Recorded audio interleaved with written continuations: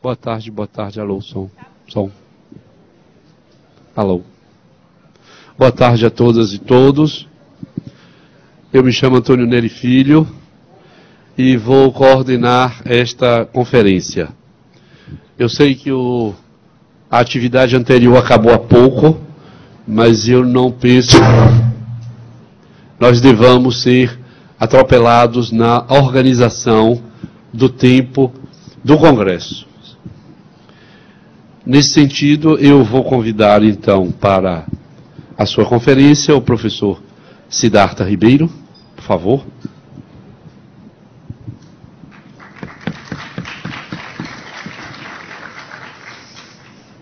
Vou tentar um minutinho aqui para ele apresentar. O professor Siddhartha Ribeiro é professor titular de Neurociências e diretor do Instituto do Cérebro da Universidade Federal do Rio Grande do Norte. É bacharel em Ciências Biológicas pela Universidade de Brasília. É mestre em Biofísica pela Universidade Federal do Rio de Janeiro. Doutor em Comportamento Animal pela Universidade Rockefeller. Com pós-doutorado em Neurofisiologia pela Universidade Duke. Tem experiência nas áreas de neuroetologia, neurobiologia molecular e neurofisiologia dos sistemas, atuando principalmente nos seguintes temas: sono, sonho e memória, plasticidade neuronal, comunicação vocal, competência simbólica em animais não humanos e neuroeducação. Exerceu a função de secretário da Sociedade Brasileira de Neurociências e Comportamento no triênio 2009-2011. Atualmente é coordenador do Comitê Brasileiro do Pure Latin American Fellows Program e, por último, tem participado do debate público sobre a legalização e regulamentação das drogas. Confesso que estou impressionado. De modo que eu não me lembro de ter sido apresentado a você e ter conversado um pouco, apesar das nossas viagens, e acredite que eu vou ouvi-lo atentamente, porque a sua conferência nos interessa a todos, que é Ciência e Política da Cannabis. De modo com a palavra o professor Siddhartha. Por favor. Obrigado, Você professor. quer falar lá ou quer? Vou lá, okay. Sei lá. Tudo bem? Bom, gente, é um prazer estar aqui. Foi um convite que me fizeram já há um certo tempo, e eu acho realmente importante esse encontro multidisciplinar, a gente poder juntar pessoas tão diferentes e pensar juntos essas questões e trazer essas informações para o mesmo ambiente. Toffoli, você abandonou... tem alguém lá mudando de... né? Valeu, obrigado. Você podia passar a primeira, por favor? Bom, opa, maravilha. A gente vai falar hoje, então, de cannabis. Cannabis é uma planta que evoluiu nos últimos 10 mil anos em torno do Himalaia, né? Ao sul do Himalaia, ao norte do Himalaia, leste, oeste, para todos os lados você tem, cresce, né, naturalmente a cannabis, e cresce em 3 variedades diferentes. Então a sativa, a índica e a ruderalis. Então dessas 3 principais vertentes, a gente tem, por causa da seleção artificial do ser humano, a gente tem um número de variedades de cannabis muito grande. Então, tipicamente, quando as pessoas falam, porque a maconha isso, a maconha aquilo, qual maconha? De qual cepa? Com que constituintes farmacológicos? Isso, na verdade, o público passa muito longe dessa questão, né? A gente trata, no ambiente leigo, trata-se essa questão como se houvesse, de fato, uma planta, uma substância, como se fosse quase um princípio puro, uma substância ativa pura. Essa relação do ser humano com a cannabis é uma relação muito antiga, né? A cannabis, tal como ela é hoje, ela não existia no passado. Assim como várias das espécies animais e vegetais que a gente utiliza. O trigo também não tinha a quantidade de carboidratos que tem hoje, o milho também não tinha. São todas plantas que o ser humano foi fazendo o melhoramento clássico, e o caso da cannabis não é diferente. Mais uma, por favor. Então, tipicamente, se você tem uma planta, uma cannabis, de alguma variedade de cannabis, se você rega muito essa planta e dá muito sol para a planta, ela cresce cresce bastante e joga essa energia toda para a fibra. Então, é uma planta muito boa para fazer corda, para fazer roupa, para fazer papel, como foi há milhares de anos atrás a utilização da planta. Se, por outro lado, você não rega bem a planta, dá pouca água para a planta, ela é obrigada a produzir lipídios que impedem a perda de água. Próximo.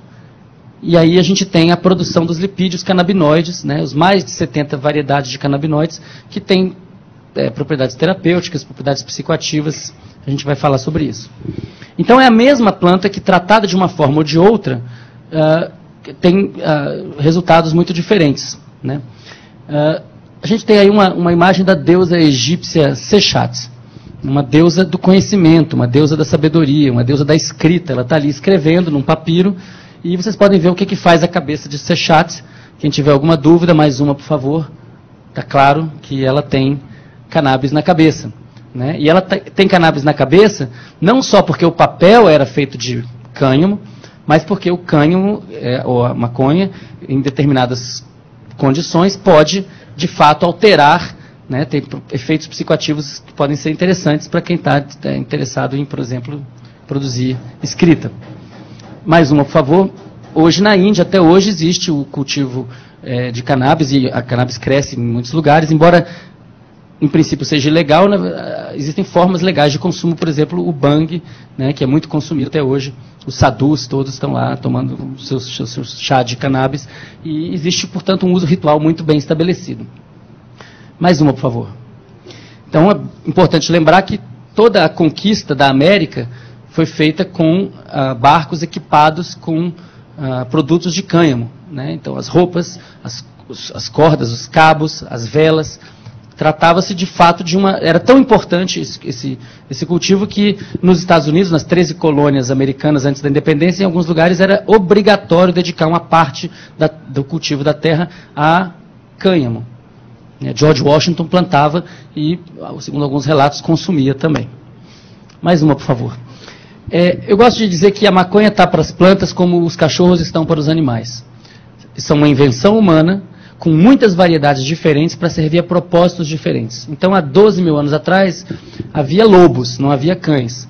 E a gente, através da seleção clássica, né, escolhendo quem vai se reproduzir, a gente criou raças. Então, tem cachorro para guerra, tem cachorro para ficar em casa cuidando enrolado nos seus pés, tem cachorro para pastorear, tem cachorro para levar uma bebida quente para quem está soterrado na neve, tem cachorro para todo tipo de função, porque o homem fez isso. A gente escolheu fazer assim. A gente selecionou com esse propósito. Da mesma maneira, tem cannabis para tudo. Tem variedades para dor, tem variedades para a pessoa serem recreativas, tem variedades para dar sono, para aumentar a fome, porque depende da composição dos canabinoides que estão ali dentro. Então, quando alguns psiquiatras dizem, não podemos admitir, porque não sabemos nada sobre isso, porque não se demonstrou ainda um valor terapêutico, estão jogando fora milhares e milhares de anos, são gerações e gerações e gerações de pessoas que trabalharam para que as variedades da cannabis tivessem essas propriedades. E tudo isso é jogado no lixo em função de um paradigma pseudocientífico de que o princípio ativo tem que ser isolado e tal. A gente vai falar bastante sobre isso. Próximo, por favor. Alguém conhece essa planta? Ninguém conhece essa planta? Vocês comeriam essa planta? Pelo nome, não, né? Strychnos toxifera, isso boa coisa não há de ser. Mais uma, por favor. É aí que essa planta existe, normalmente. Que planta será essa? Mais uma dica, mais uma, por favor. Então, ela é usada para caçar. Então, essa é a origem do curário, né?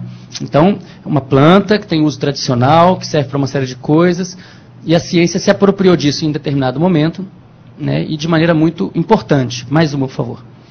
Então, nos anos 30, Mary Walker estava pesquisando uma doença chamada miastenia gravis, né? Vocês estão vendo do lado esquerdo uma paciente com essa doença, uma doença que inibe o tônus muscular. Então, a pessoa não consegue ter um tônus muscular adequado, as feições ficam deformadas, o rosto cai, né? É uma doença de enfraquecimento, de fraqueza muscular.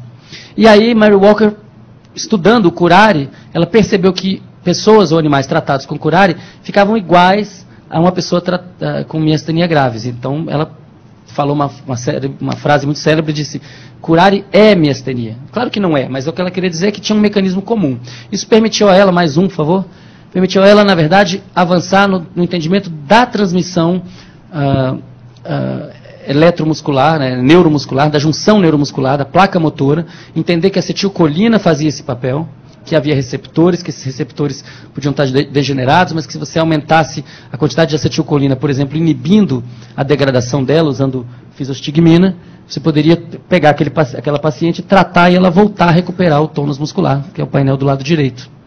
Publicou isso na número 1 da Lancet, que talvez seja até hoje uma das melhores revistas de medicina do mundo, né, se não a melhor. Então, lá no início da Lancet tem essa demonstração do tratamento para miastenia graves, um conhecimento que foi obtido através, inicialmente, do curare. Então, um conhecimento tradicional que é trazido para a ciência, gerando uma série de aplicações.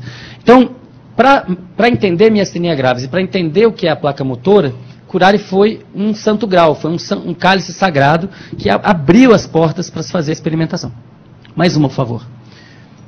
Né? Esses são todas as funções, ou muitas das funções, que tem um etc. no final, em que o sistema canabinoide está envolvido.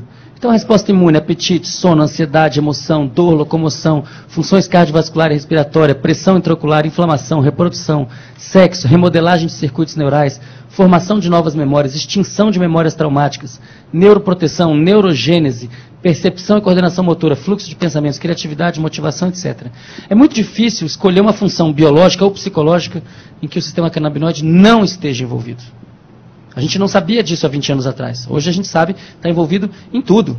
Os receptores canabinoides, eu vou mostrar daqui a pouco, eles têm a capacidade de sequestrar enzimas de outros receptores. Então eles têm um efeito lateral, ele interage com o receptor de noradrenalina, de colecistoquinina, de dopamina e por aí vai. Mais uma, por favor. Será que a cannabis pode ser um santo grau tanto para a medicina quanto para a pesquisa básica sobre o cérebro? Mais uma, por favor. Então, qual que é a proposta? A proposta é que você sai de uma planta, pode passar. Dessa planta você extrai princípios ativos, mais uma. Esses princípios ativos têm uma ação no cérebro em função da distribuição dos seus receptores, mais uma. E se você conseguir entender todo esse processo, talvez você consiga entender as funções cognitivas mais digamos, elevadas, né? Tentar entender alguma coisa sobre a consciência, sobre a percepção, sobre a memória, sobre os sonhos, através desse percurso, que é um percurso que começa reducionista e vai ficando cada vez mais holístico. Mais uma. Quem começou a fazer isso para valer, já que o proibicionismo está vigindo há muitas décadas, essa pesquisa é uma pesquisa interditada em muitos países, foram os israelenses. Né? Em Israel tem muito pouca restrição para esse tipo de pesquisa, e não é por acaso, eles são até hoje os líderes, ou pelo menos estão entre os líderes dessa pesquisa no mundo, apesar de serem um país super pequeno.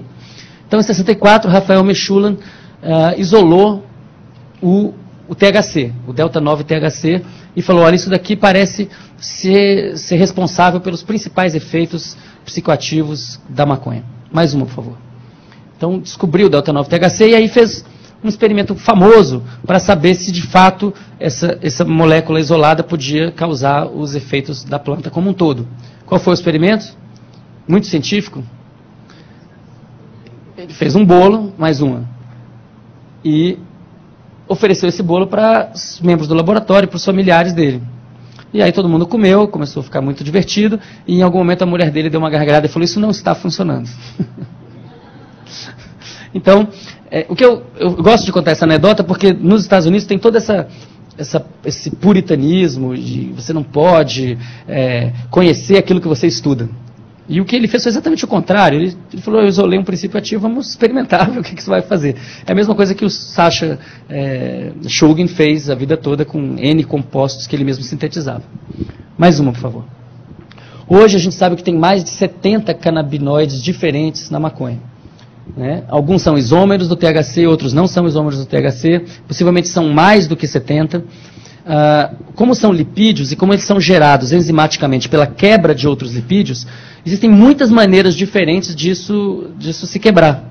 E depois que ele é quebrado, ele pode sofrer uma série de modificações. Pode metilar, pode oxidar, pode acetilar, pode uma série de coisas que vão mudando também os seus efeitos. Tanto é que, na verdade, a composição molecular da maconha muda muito conforme a técnica de cura, a técnica de colheita e de preparação para o consumo, né? Então, uma maconha que começa com uma quantidade muito grande de um canabinoide pode terminar com uma quantidade muito grande de outro canabinoide. Por que isso é relevante? Porque os canabinoides podem ter efeitos muito diferentes, têm efeitos muito diferentes e podem ter efeitos opostos. Então, o THC e o canabidiol, o CBD, são, de certa maneira, opostos. O THC é excitante, ele é em concentrações altas, ele pode ser pró-psicótico, a gente vai falar sobre isso, e o CBD é o contrário, é antipsicótico, calmante, mais sedativo. É interessante pensar que muitos dos psiquiatras proibicionistas dizem que o que é necessário é a purificação para a utilização das substâncias, dos princípios ativos puros. Mas esses princípios ativos puros podem ser perigosos, né? Uma pessoa que toma uma quantidade muito alta de THC puro, ela pode ter problemas, pelo menos agudos, psicóticos. Uma pessoa que tome muito CBD puro, ela pode ter problema de depressão, eventualmente levando até algum tipo de quadro comportamental mais grave. Mas a mistura não é perigosa, a mistura é tamponada. A planta tem a mistura. O que os seres humanos selecionaram ao longo do tempo foi justamente esse equilíbrio das duas coisas, ou das 70 coisas. E isso é um assunto para a gente pensar também, no contexto da legalização ou da descriminalização. Mais uma, por favor. Isso é um gráfico adaptado do trabalho do Zuardi, mostrando o número de artigos publicados com o nome canabinoide ou marihuana ao longo do tempo. Então a gente vê que na década de 50 era praticamente nada, depois em 64 o THC é descoberto, ele já era conhecido, mas ele é isolado e é identificado, se identifica o THC com os seus efeitos, e vocês veem que tem um aumento muito grande da produção científica, mas depois ela vem caindo, os anos 70 são anos de guerra às drogas, até que em 89 se clona o receptor CB1, que é o primeiro receptor canabinoide que se localiza sobretudo no cérebro. Por que isso é importante? Porque se você tem uma substância exógena, que vem de uma planta, e que tem um efeito tão poderoso no cérebro, é porque deve haver um sistema capaz de reconhecer aquilo. Tem que haver um receptor. Então esse receptor era um receptor putativo, as pessoas sabiam que tinha que existir, mas não encontravam, e foram encontrar esse receptor, sobretudo, em células pré-sinápticas, ou seja, o canabinoide é produzido no terminal pós-sináptico, mas ele volta para o terminal pré-sináptico e vai ter uma atuação naquela célula que deu origem, digamos, àquela transmissão. Vou mostrar isso em mais detalhes. Essa clonagem é feita pelos israelenses e depois, em 92, se descobre o primeiro ligante endógeno. Claro, se você tem um receptor no cérebro que está em vários lugares diferentes e que está em várias espécies diferentes, não há de ser por causa do canabinoide da planta. Deve ser por causa de um canabinoide que o cérebro produz. Então havia essa corrida do ouro para descobrir quem é o ligante endógeno. E o primeiro foi um ligante descoberto pela equipe do Mechula, novamente os israelenses, e eles deram a essa substância o nome de anandamida, amida do êxtase. O êxtase ananda quer dizer êxtase em sânscrito. Então, vocês veem que depois que houve a clonagem do receptor e que se descobriu o ligante, houve uma explosão do número de artigos científicos publicados sobre esse assunto. Eu vi isso acontecer. Quando eu estava no doutorado, nos anos 90, a gente ia no encontro de neurociências nos Estados Unidos, que é um encontro com 20 mil, 30 mil pessoas, e tinha um pôster sobre canabinoides, 2. De repente tinha 10, de repente tinha 100, de repente tinha 1000, agora você tem sessões inteiras dedicadas ao assunto. É um tópico extremamente quente de pesquisa neurocientífica. Mais uma, por favor.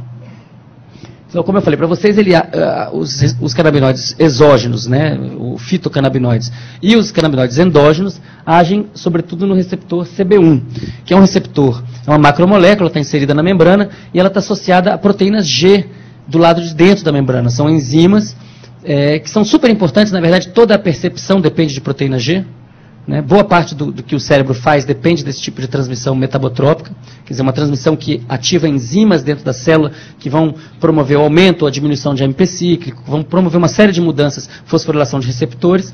E como eu falei para vocês, o CB1 ativado é capaz de sequestrar as proteínas G de receptores semelhantes, que estão em volta, como eu falei, dopamina, noradrenalina, colecistoquinina. Então, existe um curto-circuito molecular, quando é ativado o CB1, que envolve os outros sistemas. É por isso que é impossível falar de sistema canabinoide sem falar dos outros sistemas. Eles na verdade, estão todos em conversa. Mais uma, por favor.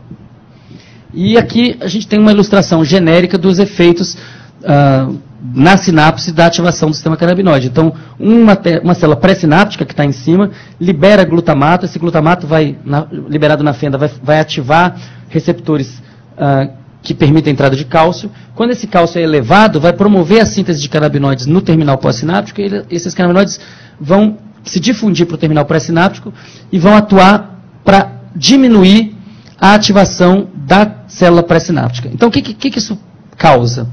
Se eu tenho uma célula excitatória, depois de algum tempo vai ter um feedback negativo, aquela célula vai diminuir a sua atividade. Se eu tenho uma célula inibitória, da mesma maneira ela vai ter um feedback negativo, vai diminuir a sua atividade. Então isso funciona como um sistema lógico que diminui o que quer que seja que aquela sinapse estivesse fazendo anteriormente. O que evidentemente equilibra o sistema, mantém o sistema em homeostase. Tá? Eu estou falando tudo isso porque para a gente entender como esse sistema é parte integral do que nós somos. Proibir os canabinoides é proibir coisas que estão dentro da gente, profundamente dentro da gente. Então é uma coisa muito estranha que essas substâncias sejam proscritas. Mais uma, por favor. Olha o Edward aí. Tudo bom? Isso são imagens da ligação de um agonista canabinoide a receptor CB1 no cérebro de um macaco reso, não é um ser humano. Isso é feito com PET, com imaginamento por emissão de pósitrons. O que vocês estão vendo é que tem ligação do agonista canabinoide praticamente no cérebro inteiro.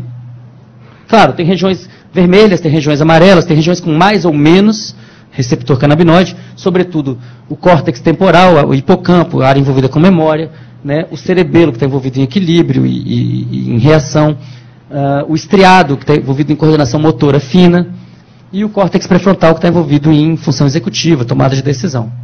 Mas, na verdade, tem receptor canabinoide em quase todo o cérebro. Mais uma, por favor. Mais uma, por favor. Beleza. Bom, alô? Alô? Uma coisa que eu acho que é fundamental a gente discutir aqui, estão me ouvindo lá atrás? Sim. E isso é muito importante, já que nós estamos prestes, na minha opinião, a uma legalização mundial da cannabis, em primeiro lugar, mas certamente de outras substâncias. Quer dizer, a guerra às drogas está acabando. No momento que Colorado legaliza e o Obama fala, não vou acionar o FBI, isso é o fim da guerra. Porque você já, no país que motivou a guerra, já não existe uma real decisão do governo federal de inibir aquele consumo. Então é muito importante que a gente discuta quais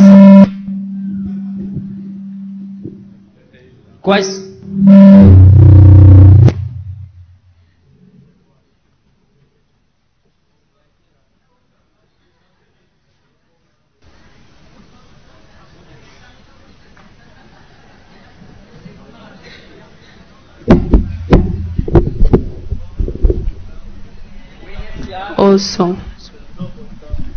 A gente falou o nome dele, ele apareceu. A gente precisa discutir quais são os grupos de risco da cannabis.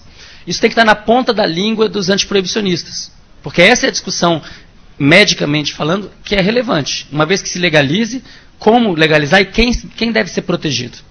E essa é uma discussão que ainda a gente não tem ainda uma massa de dados clínicos e de dados epidemiológicos e de dados de pesquisa em laboratório para ter certeza sobre esses grupos de risco. Esses que eu estou listando aqui, na verdade, são grupos de risco que é prudente que a gente considere, mesmo não havendo, em alguns casos, uma evidência científica inequívoca de que eles precisam, de fato, serem considerados grupos de risco. O que eu quero dizer com isso? Por exemplo, gestantes e lactantes. Não tem um trabalho científico mostrando que o consumo exclusivo de cannabis durante a gestação causa algum problema. Não tem. Principalmente pelo fato de que a pessoa que fez o consumo de cannabis durante a gestação, tipicamente também fez consumo de outras coisas. Então, é um experimento puro, muito difícil de ser feito. Agora, a gente sabe pela embriologia, pela biologia molecular, que o sistema canabinoide é muito importante para guiar os axônios durante o desenvolvimento do cérebro. Então, é razoável imaginar que você não deva mexer com isso, que seja uma boa ideia preservar a gestante e o seu bebê durante esse período e também durante a lactação. Então é um exemplo de um grupo de risco que a gente pode assumir como provável, embora a gente não tenha uma certeza absoluta. Claro, existem 1000 exemplos de pessoas que falam, olha, eu fumei maconha na gestação e não tive problemas. Tudo bem, mas isso é anedótico. Eu acho que na hora que chegar a legalização, assumir isso como um grupo de risco só vai fazer bem a um movimento antiproibicionista. A questão dos jovens é uma questão mais clara. Tem vários estudos mostrando que o consumo precoce e abusivo de cannabis e de outras substâncias durante a adolescência é negativo. No caso da cannabis, isso está associado a uma síndrome amotivacional. A adolescência já é, de certa maneira, uma síndrome amotivacional, né? Então você está, na verdade, aumentando uma propensão que já existe. Novamente, tem muitas pessoas que dizem, puxa, eu fumei minha adolescência inteira e foi ótimo, não tive problema nenhum. Tem N pessoas que dizem isso e tem N pessoas que dizem o contrário, que começaram a fumar muito cedo e que isso atrapalhou a vida delas. Inclusive, às vezes você encontra pessoas que são muito contra a cannabis, que têm essa história de vida, né, que fizeram um uso muito precoce, abusivo, e isso causou problemas, e aí elas tiveram que radicalizar e de certa maneira, demonizar. Então, isso é muito importante. Como é que nós vamos fazer num ambiente de legalização e regulamentação para proteger os jovens?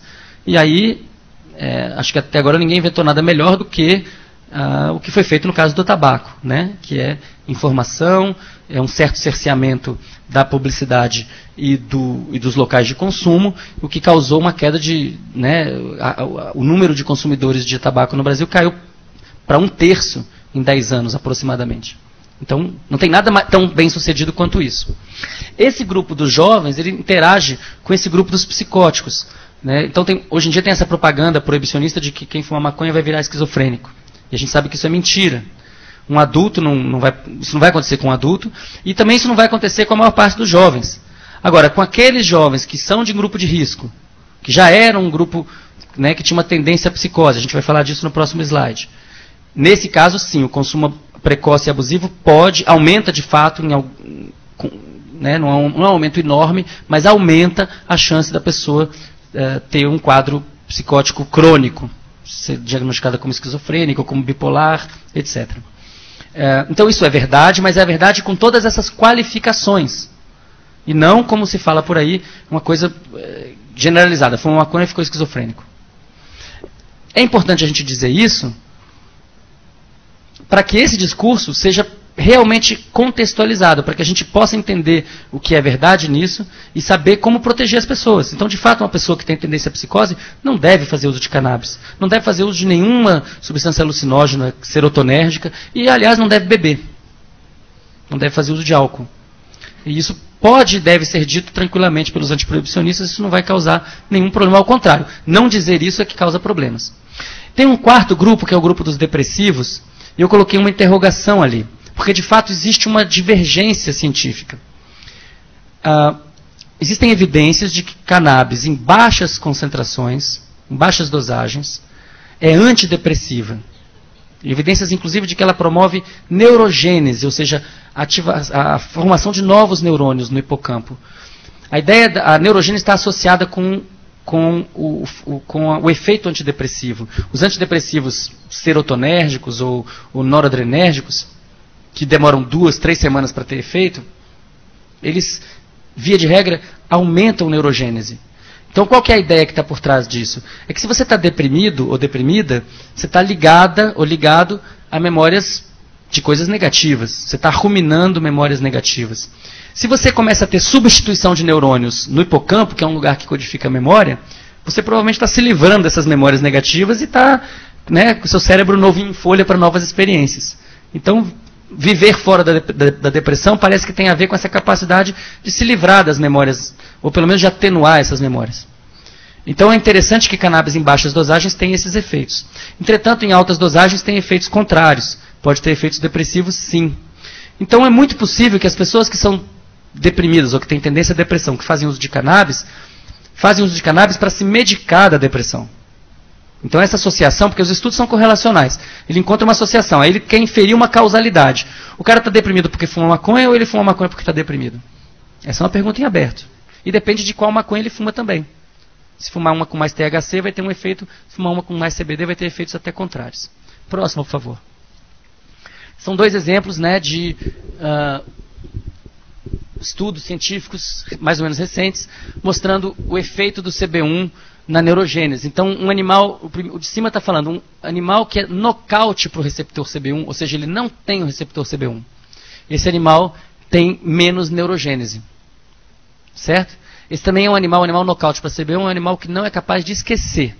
Então, se você treinar o animal para se alimentar aqui, e aqui não tem mais comida, ele não procura comida em outro lugar, ele fica aqui e morre de fome.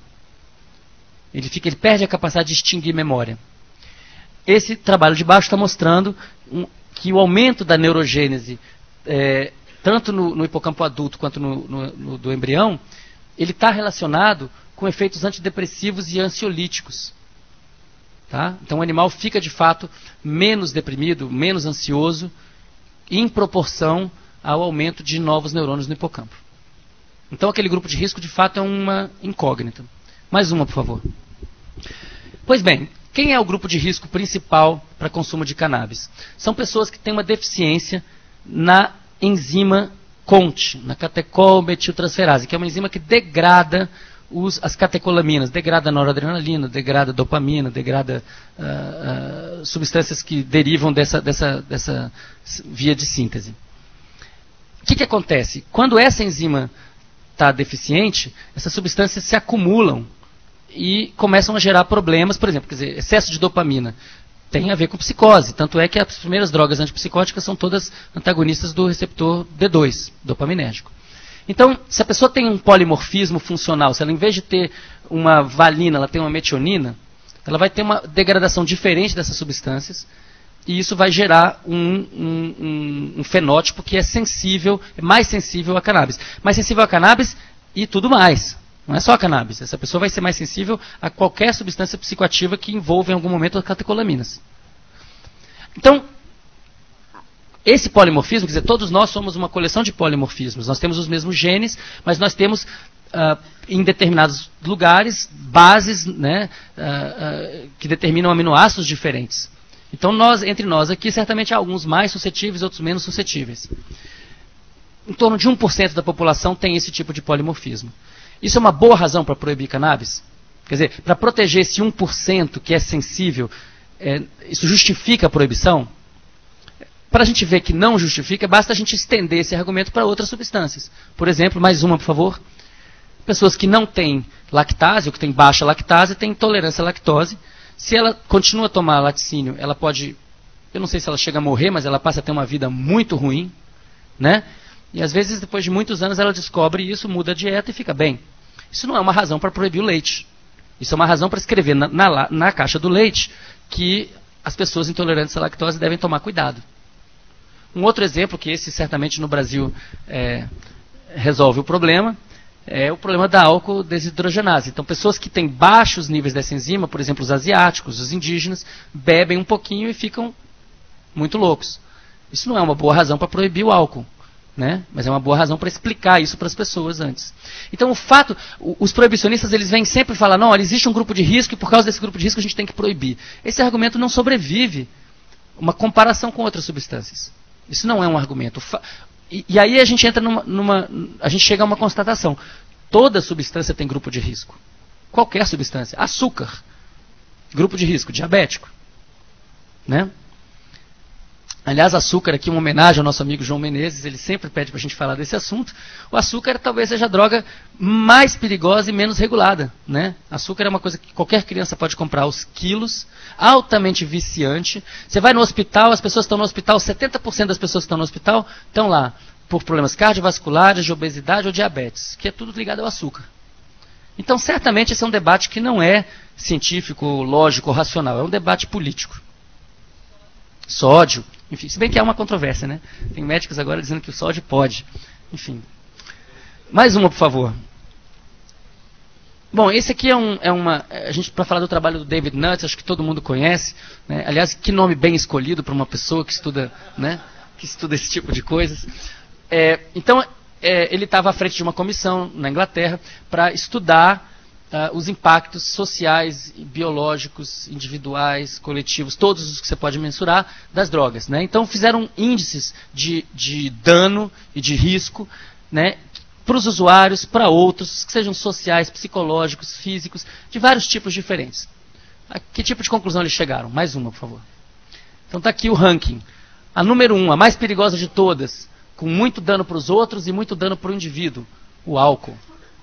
Então só por esse gráfico a gente já percebe que toda a histeria das drogas ilícitas não se justifica, já que aquela mais perigosa de todas a gente pode passar, vai ali na esquina e você pode comprar em quantidades indeterminadas. Com R$2 você compra uma garrafa de pinga, dependendo da pinga, né? Então, olha só que interessante. Aí você vem heroína, crack, cocaína, metanfetamina, cocaína, tabaco, aí vem cannabis ali bem mais baixo, né? Cannabis está com 20 de índice composto, comparando com 72 do álcool. E aí vem descendo a ladeira, vai chegar aqui nos serotonérgicos, êxtase, LSD, cogumelos, coisas que a imprensa vende como sendo perigosíssimas e que na verdade são altamente seguras, não viciam, não tem overdose, tem riscos sim, psicológicos. Se a pessoa não estiver preparada, no caso do cogumelo ou no caso do LSD. No caso do êxtase, nem isso. Nem isso. Ninguém vai poder dizer que tomou êxtase e teve uma experiência péssima. Agora, existe um pânico moral. Existe um pânico moral, né, associado a isso. Mais uma, por favor. Uma coisa importante, uma outra linha de ataque importante dos proibicionistas é dizer, olha, cannabis faz mal porque fumo faz mal. Fumar faz mal. Duas coisas a dizer sobre isso. A primeira é que cannabis não faz mal como o tabaco faz mal. Tem boas evidências de que enquanto o tabaco é carcinogênico, a cannabis empata. Ela não parece ser carcinogênica. Também não parece. O que é que acontece? Os princípios ativos da cannabis são antitumorais. Então, embora a queima de celulose provoque ou leve a processos tumorais, existem substâncias antitumorais que parecem equilibrar as duas coisas. Mais uma, por favor. A outra coisa que a gente precisa dizer a esse respeito é que se o Ministério da Saúde quer de fato resolver o problema do tabagismo, ele tem que não só legalizar, mas ele tem que distribuir o cigarro eletrônico no Brasil inteiro. Porque o cigarro eletrônico efetivamente resolve essa questão. No momento que você vaporiza o princípio ativo, seja ele nicotina ou seja canabinoide, você não está mais queimando celulose, você não está mais agredindo a garganta nem o pulmão. Aí vem a Folha de São Paulo na semana passada, faz uma matéria sobre isso e diz assim, o vapor também faz mal. O vapor também faz mal. Ou seja, dizendo para a gente que o cigarro eletrônico não é uma alternativa ao cigarro real. Ao cigarro, enfim, real não, ao cigarro que se queima.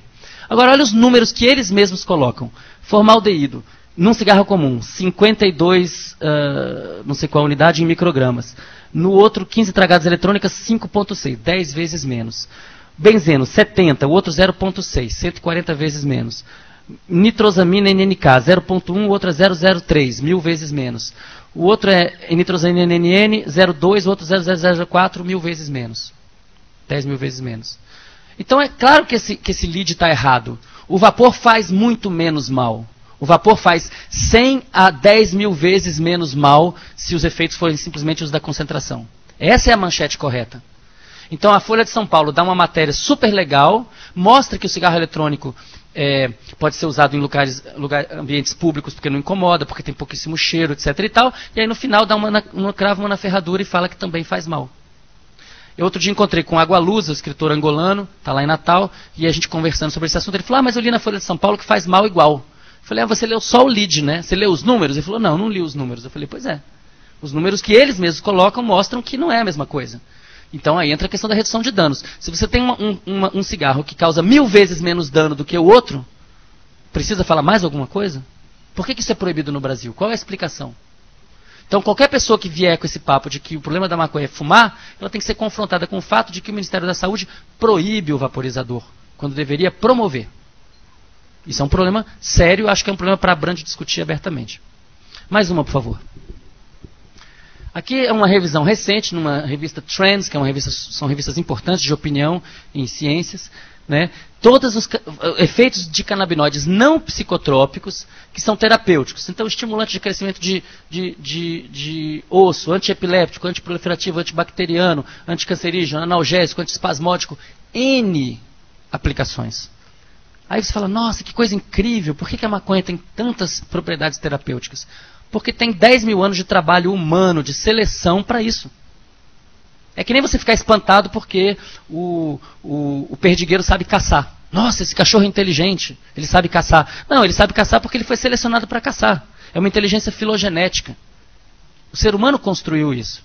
É a mesma coisa com a cannabis. Ela não é terapêutica à toa. Ela é terapêutica porque foi construída para tal. Mais uma, por favor. Esse é um outro exemplo importante. Ela tem efeito antitumoral mesmo contra gliomas, que são das piores coisas que podem acometer uma pessoa. Tá? Reduz o tamanho do tumor. Altamente antitumoral. Mais uma, por favor. Muito recentemente, não sei quem viu esse documentário aqui, por favor, levanta a mão, só para eu ter uma ideia. Vale super, é pouquíssima gente. Podem ir na internet, procurar. Há 10 anos atrás, mais ou menos, o Sanjay Gupta, que está para a CNN na medicina como o Niemeyer está para a nossa arquitetura, né, é o médico oficial da CNN, ele há 10 anos atrás fez um programa sobre canabinoides, onde ele dizia, não há efeito médico comprovado, e é um risco, e nós não podemos correr esse risco. Agora, há poucos meses atrás, ele faz um novo documentário, um novo especial, onde ele pede desculpas ao seu público. Ele fala, eu estava enganado. A maconha tem propriedades terapêuticas várias, preciosas, que não são encontradas em outras substâncias. E eu estava enganado mesmo 10 anos atrás. Já havia evidências e eu é que ignorava essas evidências. E aí ele vai focar em alguns casos, em particular o caso da Charlotte, que está ficando bem famosa, apareceu no Profissão Repórter anteontem, que é uma menina que tem síndrome de Dravet, uma síndrome genética rara, que faz com que ela tenha muitas convulsões e de forma crescente. Então, no documentário, vocês podem ver filmagens dessa menina, ela sofrendo uma degeneração ao longo do tempo, ficando cada vez com mais convulsões, entrando em convulsões por 15 minutos ao mesmo tempo, em seguida, com o olho virando, não podendo mais ir para a escola, parando de falar, parando de se alimentar, caminhando para a morte. Tá? 300 convulsões por semana. Usou todos os remédios, e aí uma hora os médicos falaram para os pais, olha, só tem 2 alternativas. Ou a gente dá esse remédio veterinário que é muito forte, que vai detonar o fígado dela, vai detonar o rim, mas talvez reduza, ou a gente põe ela em coma induzido. Que aí ela para de convulsionar. Mas também para de viver, né? Não é uma solução. E o pai no Afeganistão, soldado. E aí a mãe na internet procurando, o que seria, né, das crianças se não fossem as mães. Ela foi e descobriu, falou, não, mas canabinoide, CBD resolve. Preciso de uma autorização para isso. Foi atrás da autorização, foi super difícil, porque é criança, conseguiu. Depois ela não conseguia quem vendesse para ela a maconha que só tem CBD. Porque essa é uma maconha que ninguém quer comprar. Então ninguém quer plantar. Porque é uma maconha que não tem efeito psicoativo. Finalmente ela conseguiu um pessoal que faz isso no Colorado. Eles ainda não queriam vender para ela, porque falaram, mas é criança, a gente não sabe se pode, se não pode. Finalmente ela conseguiu. E é muito emocionante, quem puder olhar vai se emocionar com certeza. Ela contando, falando, olha, a gente finalmente conseguiu. Pegamos a Charlotte, demos para ela uma certa dose, passou 1 hora, nenhuma convulsão. 2 horas depois, nenhuma convulsão. 3 horas depois, nenhuma convulsão. 1 dia depois, nenhuma convulsão. Essa menina está tendo uma convulsão por semana, está andando, está falando, vai para a escola, está andando a cavalo, andando de bicicleta. É arrepiante. E eu acho que isso eu tenho falado isso, é o ipom médico. Isso vai acabar com... É impossível qualquer pessoa com um mínimo de bom senso dizer que essa criança não pode ter esse remédio. Uma criança que ia morrer, que ia entrar em coma induzido e hoje em dia está se desenvolvendo muito bem. Tá? A gente sabe que tem várias pessoas aqui no Brasil com síndrome de Dravet, tem pacientes no Rio de Janeiro com síndrome de Dravet querendo ser tratados, e nós temos informação de que em breve isso vai acontecer. Isso está para acontecer no mundo todo. Tá? Então eu fico muito à vontade para dar essa palestra, porque a gente está, há 10 anos atrás essas coisas não eram claras, a literatura estava lá, mas o cara da CNN dizia que não via aqueles artigos. Agora não, agora ele está dizendo, estou vendo. Então está todo mundo vendo, não dá mais para tapar o sol com a peneira. Quando Ronaldo Laranjeira fala que não tem uso médico, ele está falando besteira, e ele, sendo uma pessoa bem informada, diretor de INCT, ele deve estar, na verdade, falando aquilo que ele não acredita. Não é possível. Mais uma, por favor. Bom, por que canabinoides são antiepilépticos? Por que funciona? Por que esse remédio funciona? A gente já tem a ciência básica para entender isso. Isso é um diagrama, não são dados reais, mas são tirados de dados reais, de um artigo importante publicado pelo grupo do Busac, que é o maior especialista em hipocampo do mundo, com ratos que receberam canabinoides. O que vocês estão vendo antes, do lado esquerdo, é o que acontece com os disparos neuronais sem o canabinoide. Vocês estão vendo ali, eu não tenho um apontador, mas vocês estão vendo umas elipses cinzentas. Cada tracinho daqueles é o disparo de um neurônio. Cada linha é um neurônio diferente. Você tem um apontador? Ah, maravilha. Obrigado. Ótimo. Então, cada linha dessas é um neurônio. Então, aqui o neurônio disparou uma vez, 2 vezes, 3 vezes, Não está muito forte, mas dá para vocês verem. O que vocês notam é que os neurônios que são diferentes, por exemplo, o verde, o azul, o vermelho, o amarelo, são todos diferentes, eles tendem a disparar juntos, no mesmo momento do tempo. Eles se sincronizam. Eles formam aquilo que a gente chama tecnicamente de assembleias neuronais. Uma sincronização neuronal. Quando você dá o canabinoide para o animal, o que acontece? O número de disparos dos neurônios não muda, ou seja, a quantidade de vezes que o neurônio disparou não muda. O que muda é o momento no tempo em que o disparo acontece. Então, se vocês notarem, aqui os neurônios estão bem agrupados e aqui eles não estão mais agrupados. Aquelas elipses não contêm mais todos aqueles disparos neuronais. Vocês conseguem ver isso? Esse aqui é mais forte? Obrigado. Olha só, aqui ó, uma elipse ela não tem todos os disparos. Aqui os disparos estão todos aqui dentro. Ó. Eles estão todos juntos no tempo. E aqui não. Então, o que isso faz é embaralhar os disparos neuronais, é desincronizar os neurônios, que é exatamente o que você quer para epilepsia. O problema da epilepsia é justamente um excesso de sincronia. Então, é por causa disso que funciona o remédio para Charlotte da síndrome de Dravet. Tem uma base neurofisiológica muito bem estruturada. Essa base neurofisiológica, provavelmente, é a base fisiológica dos efeitos psicoativos interessantes da maconha. Por que as pessoas... O que une... Mais uma, por favor. O que une todas essas pessoas além da música? Mais uma, por favor. O uso da maconha para a criação. Por que usar maconha aumenta a criatividade? E diminui a memória de trabalho? Diminui a memória de curto prazo. Ao mesmo tempo. Você fica mais esquecido, fica com dificuldade de concentrar, mas fica mais criativo. Porque essas coisas são... os dois lados da moeda. No momento que você tem seus neurônios todos sincronizados, seus pensamentos estão muito bem estruturados, muito bem organizados, mas eles também estão amarrados. No momento que você desorganiza, que você desincroniza, você permite que aquele neurônio que só disparava junto com esse, agora dispare com aquele outro. Você começa a misturar as ideias, é a reestruturação de memórias. Então, a pessoa paga um preço, ela fica com menos memória e mais criatividade, por alguns minutos ou horas. Depois volta ao normal. Isso também está bem demonstrado. Pessoas que fizeram consumo a vida toda, param de fumar, depois de alguns dias, elas estão do mesmo jeito como se não tivessem fumado. Aliás, algumas pessoas diriam melhores, porque tem muita neurogênese. Né? Então, o que está acontecendo agora é que a gente começa a ter uma ciência que é capaz de estudar não os malefícios da maconha, mas os benefícios da maconha. Por muitos e muitos anos, os americanos financiavam apenas as pesquisas que falavam mal da maconha. Então, nos anos 60, tem uns artigos canhestros falando que maconha mata neurônio, por exemplo. A gente sabe hoje em dia que maconha prolifera neurônio. É o contrário. Agora, a ciência ela não é estanque, ela não está separada do seu contexto social. Né? Então, no ambiente proibicionista dos anos 60, teve gente publicando coisas erradas, financiadas por pessoas que queriam que aquela publicação saísse. Mas hoje as coisas estão ficando mais claras. Uma outra coisa muito importante, especialmente para quem é da área médica, é a aplicação da cannabis para dor neuropática, dor horrorosa, dor que não é tratável de outras maneiras e que com cannabis é tratável. Quem, em sã consciência, pode negar tratamento para uma pessoa com esse tipo de problema? Mais uma, por favor.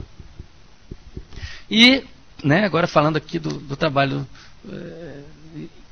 importantíssimo, né, do Dartil, que está aqui na frente, é um texto do Dimenstein, né, a gente sabe, pelo trabalho do Dartil, que provavelmente a maconha poderia servir como porta de saída para o usuário de crack, como redução de danos, para substituir o uso do crack.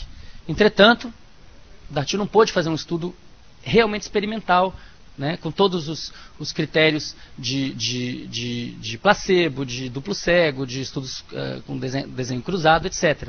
Por quê? Porque, né, os seus colegas psiquiatras proibicionistas falaram: se você fizer isso, a gente chama a polícia. E aí a gente entra aquela armadilha retórica dos proibicionistas. Não podemos legalizar porque não há pesquisa suficiente. Não podemos fazer pesquisa porque é ilegal. Aí não tem jeito. A gente nunca vai fazer a pesquisa porque vai ser sempre legal, e a gente nunca vai poder legalizar porque não tem a pesquisa. E é isso que precisa ser quebrado. Precisa legalizar e precisa pesquisar. As duas coisas precisam acontecer. Não necessariamente uma antes da outra. Próximo, por favor. Bom, é claro que aqui a gente está falando para um ambiente muito favorável. Acho que todo mundo aqui deve ser antiproibicionista, ou então, pelo menos, agnóstico, né? Acho que dificilmente aqui a gente vai ter pessoas fortemente proibicionistas. Mas é bom lembrar, e muita gente ainda não sabe disso, que até 80 anos atrás a maconha não era ilegal. Nem a maconha, nem a cocaína, nem os cogumelos, nem nada disso. Né? Você comprava na farmácia os cigarros índios, feitos de cannabis índica, bom para asma, catarros, insônia, etc. Minha bisavó provavelmente fumou os seus baseadinhos lá, né, comprados na farmácia, sem nenhum tipo de constrangimento. De repente, né, começando nos anos 20 e culminando nos anos 30, começa toda essa cruzada puritana que se dizia da temperança, quando de temperada não tinha nada. Né? Sempre fala o Henrique sobre esse assunto. Né? Não tem nada de moderado no proibicionismo. Moderado é o equilíbrio, é um pouco, nem muito nem pouco, nem muito nem zero. Né? A ideia de que você vai resolver os problemas pela abstinência, está aí, o que foi a Igreja Católica na África, falando que as pessoas não deviam usar camisinha e sim deviam parar de fazer sexo. O que deu esse tipo de política. Né? Então você começa a ter propagandas como essa. Né? Cuidado, pessoas de qualquer origem social, de qualquer walk of life, se você usar maconha, você vai matar, vai estuprar, vai virar uma pessoa perigosíssima. Então essa propaganda foi feita, ela foi muito eficaz. Né? Hoje, aqui no Brasil, se você pergunta para pessoas do povo em geral sobre esse assunto, elas provavelmente vão te repetir coisas semelhantes a isso. Elas vão ter esse tipo de opinião. Mais uma, por favor. E isso permite, né, esse estado de coisas, quer dizer, o Estado mobiliza suas forças, gasta um monte de recursos para coibir a plantação. Então, né, helicópteros da PF que vão sobrevoar Pernambuco para poder destruir plantação de maconha. Começa essa guerra insana, e aí a gente entrou na segunda parte da palestra, né, a gente já falou da ciência da cannabis, fala da política da cannabis. A quem interessa esse estado de coisas? Mais uma, por favor. Claro, né, isso está justificado, Luciana... 10 minutos, está ótimo, isso aqui é tranquilo para terminar. Né? Estão aqui várias pessoas que trabalham sobre isso, a Luciana Boatê está aqui, Maurides.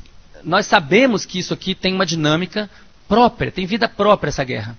Né? No momento que você começa a repressão, os traficantes vão se armar, e de fato se armam, e geram uma corrida armamentista que domina toda a América Latina, né? E faz com que o Estado sempre diga que vai aumentar os recursos, vai aumentar o contingente na repressão para poder resolver.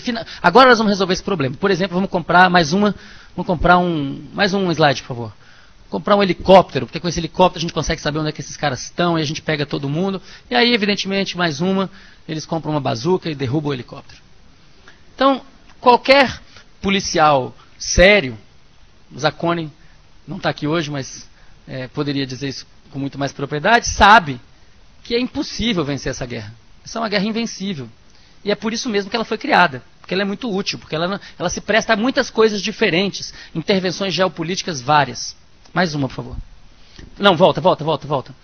Então, quais são os principais beneficiários dessa guerra às drogas? Evidentemente, o mercado de armas. Né? Tudo aquilo que o México manda em termos de drogas para os Estados Unidos volta para o México como arma. Isso está muito bem caracterizado, tem vários estudos sobre isso, né, e gerando uma situação de descontrole. Na verdade, o Estado se esgarçou a tal ponto, né, que não passa um fim de semana sem que decapitem não sei quantos policiais federais no norte do México. Quem olhar, é porque isso não chega muito na nossa imprensa. Mas se você se interessar um pouquinho, você vai perceber que é uma coisa que não termina, que não para nunca. Mais uma, por favor. O outro grande beneficiário são as indústrias farmacêuticas. No momento que as pessoas puderem plantar cannabis em casa, o que vai acontecer com o Rivotril? Não, é sério. É sério. É sério. Por isso que esses caras são, às vezes, a favor de você purificar o princípio ativo e vender, porque aí é outro tarja preta, que eles vão ter o controle, eles vão poder prescrever e eles vão poder se associar com a farmacêutica, que vai cobrar muito caro e vai dar a eles umas amostras grátis e umas viagens para o Comandatuba de vez em quando para um bom congresso. Então existe um conluio complicado, né, da prática médica com a indústria da droga lícita. E para isso é necessário que eles demonizem as drogas ilícitas. Geralmente eles fazem isso dizendo que estão apoiados na ciência, mas eu espero ter convencido vocês de que não é assim. Mais uma, por favor. Agora, tem aqui uma questão muito interessante, que na verdade, esse é um ambiente privilegiado para fazer essa discussão, que é um ambiente multidisciplinar. Que tem a ver com essa briga que vem fortemente já desde os anos 80 entre as ciências ditas duras e as ciências ditas moles. Né? Então as ciências duras, as exatas e as biomédicas, seriam o terreno do logos, da palavra racional, do conhecimento racional. Enquanto que as ciências soft, as humanas, seriam o ambiente de doxa, o ambiente da opinião. É uma guerra e é uma guerra que na verdade começou quando os republicanos tomaram o poder novamente, diminuíram o dinheiro para a ciência, e aí os cientistas falaram, tá bom, farinha pouca, meu pirão primeiro, tira o dinheiro das humanas e joga tudo nas biomédicas, porque tem as companhias, e isso aconteceu, os departamentos se fecharam, né, são as guerras culturais, o Latour falou muito sobre isso. Tem críticas boas dos dois lados, né? Por um lado, o pessoal das exatas e das biomédicas ataca o pessoal das ciências humanas falando, olha, vocês na verdade têm muito pouco rigor. E aí vem, como caso especialmente interessante, o Sokal. Né? O Sokal publicou um artigo científico cheio de termos da física numa revista de humanas, foi publicado e depois ele chamou a imprensa e falou, olha, era um artigo nonsense, uma armadilha para mostrar que eles não têm critério. E aí ele fez um livro inteiro, escolheu Lacan, Deleuze, Foucault, o próprio Latour e desmontou, pegou trechos particularmente nonsense, por exemplo, do Lacan e destruiu.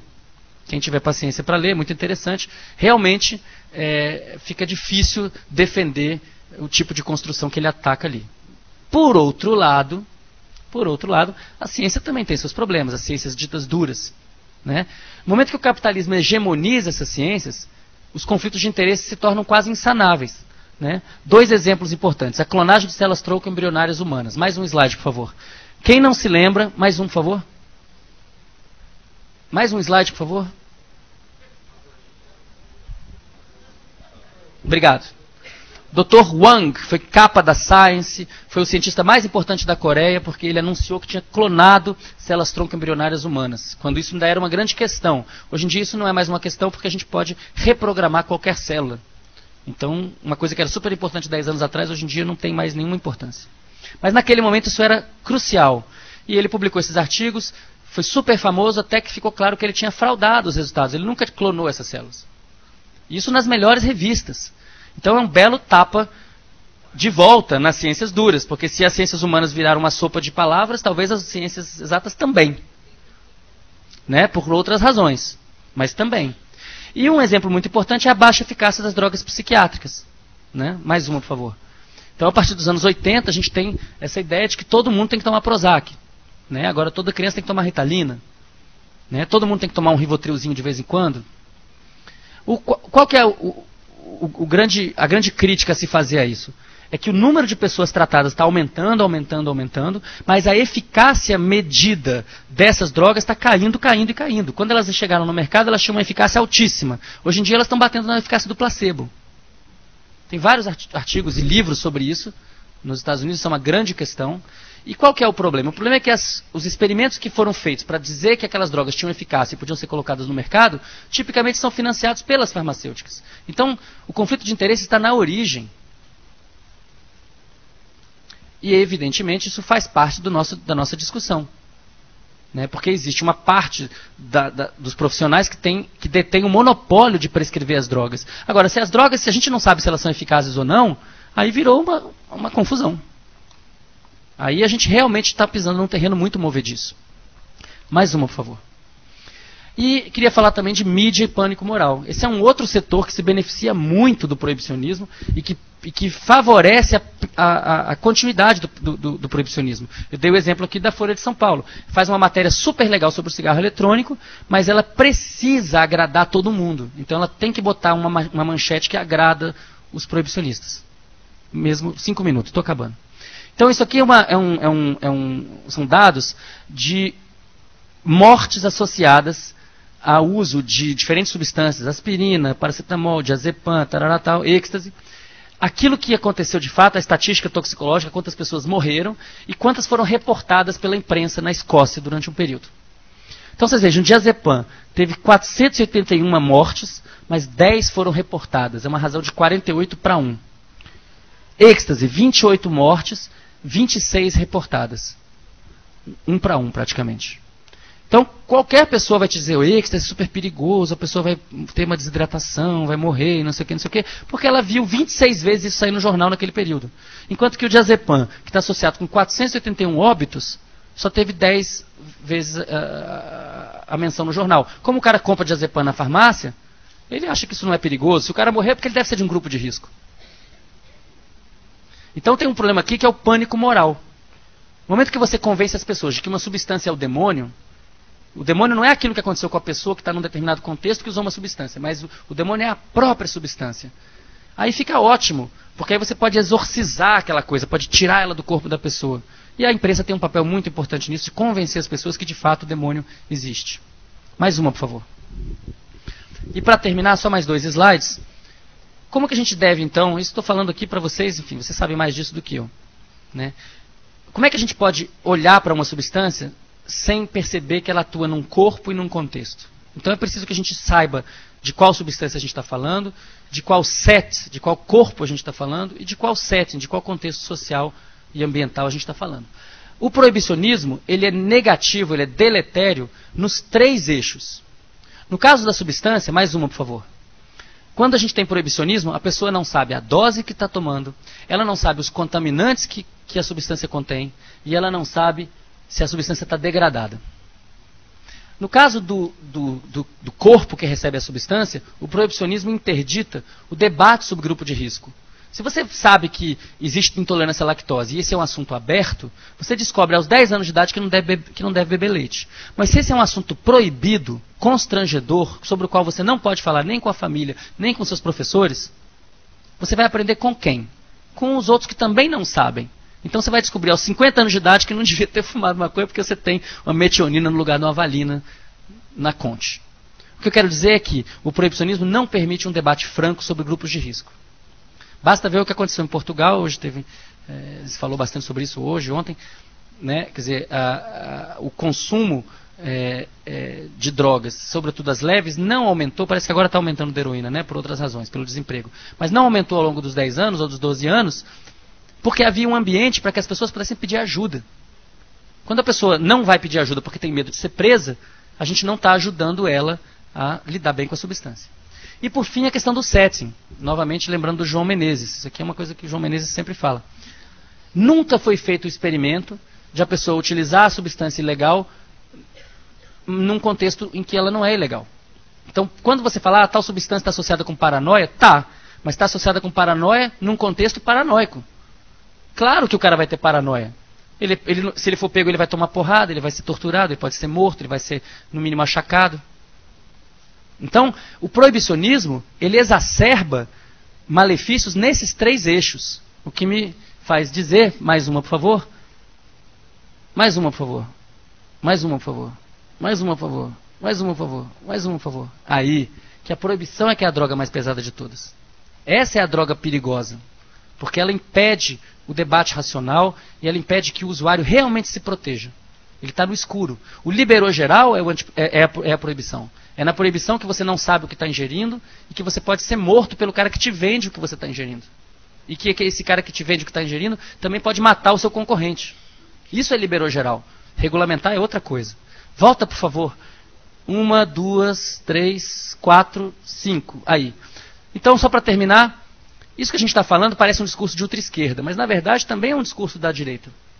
os liberais mesmos, de boa cepa, há muitos anos sabem que proibicionismo é uma besteira e que é preciso legalizar, regulamentar e taxar tudo. Eles estão defendendo isso há muitos anos no The Economist. Mais uma, por favor. Né? A gente tem a Comissão Global de Drogas, com pessoas, enfim, do mais alto calibre, pessoas que certamente não são maconheiros cabeludos e que, portanto, têm o direito, né? Porque a nossa sociedade, quando a pessoa tem um determinado estereótipo físico, a sociedade caça o direito da pessoa ter opinião. Então, se o cara for um cara cabeludo e skatista, ele não pode ter opinião sobre esse assunto porque o conflito de interesses dele está na cara. Agora, dos psiquiatras proibicionistas, ninguém fala, que é o cara que recebe as amostras grátis e vai nos congressos, isso aí tudo bem. Né? Mas essas pessoas aqui, o Chomsky, por exemplo, o Fernando Henrique, o Lech Walesa, né? provavelmente não são usuários de maconha. Então, são pessoas que estão autorizadas a falar sobre esse assunto. Regulares. Mais uma, por favor. Né? Isso leva a um debate recente no New York Times. Será que não é a América Latina que tem que liderar isso? Já que a América Latina é um dos principais laboratórios do proibicionismo, onde eles pintam e bordam, será que não cabe a nós começar realmente a mudar? Eu acho que o Uruguai deu uma resposta para isso. Né? O Uruguai está avançando claramente nessa direção. Mais uma, por favor. Com isso na cabeça, vários de nós aqui presentes, organizamos e fizemos acontecer o primeiro congresso internacional sobre drogas, lei, saúde e sociedade em Brasília, em maio desse ano. Quem foi? Quantas pessoas aqui foram? Só para ter uma ideia. Uau, que legal. Então, a gente agora está com tudo bem encaminhado para que o congresso aconteça também em Brasília no ano que vem, talvez em maio, muito provavelmente em novembro. Maio está um pouco em cima, tem as eleições.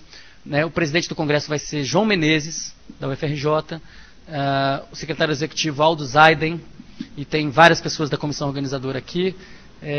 Quem quiser mais conversar sobre isso, depois a gente conversa. A nossa ideia é que esse congresso é um congresso capaz de realmente disseminar de maneira mais ampla no Brasil pontos como esses que eu levantei aqui e muitos outros de muitos outros pontos de vista. Nesse primeiro congresso foram convidados alguns proibicionistas importantes.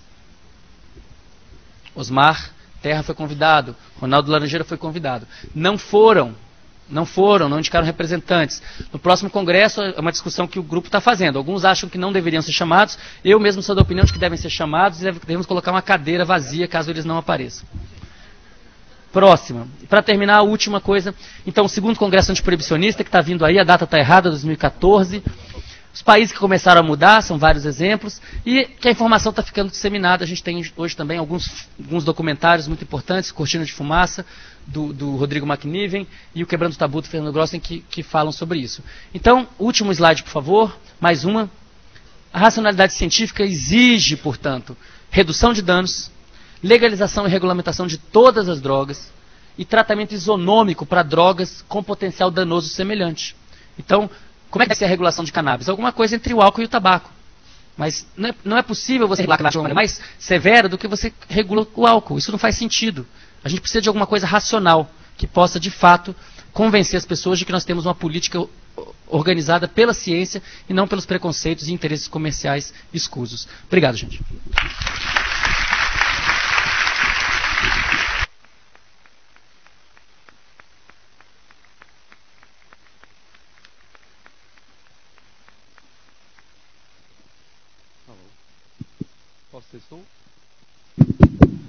Bem, em 2 minutos eu gostaria de dizer que quando o Fernandes me convidou para presidir essa mesa, eu fiquei apreensivo por 2 razões. Primeiro porque eu não sabia o que ele ia me dar de presente, e a segunda, quando eu li o currículo do professor Siddhartha e vi o nome, eu digo, meu Deus, será que vai ser uma conferência que eu não vou entender nada porque eu sou uma topeira nas neurociências? Mas eu devo lhe confessar que meu coração está leve e minha alma plena.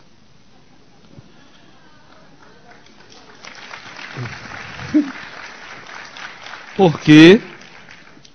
Porque eu acabo de ouvir uma conferência que se sustenta em princípios científicos, que defende claramente uma posição sem descuidar em nenhum momento da oposição e das coisas que possam ser ditas face ao seu discurso. E eu acho que isto é ético e isto é ser correto do ponto de vista científico. Por esta razão, eu quero pessoalmente, e as palmas dizem isso, em nome deste Congresso, agradecer a sua competência e a sua ética científica. Segundo, terceiro, é evidente que ele disse que os proibicionistas desta sala que se levantem. E evidentemente, para concluir, eu diria, Siddhartha, como você, eu acho que os proibicionistas deviam ser convencidos a vir para o debate. E eu vou continuar convidando laranjeiras para os eventos e dizendo que a primeira droga deve ter sido uma laranja apodrecida numa poça de água em que alguém da horda primitiva bebeu e se sentiu melhor. Depois, isso degenerou.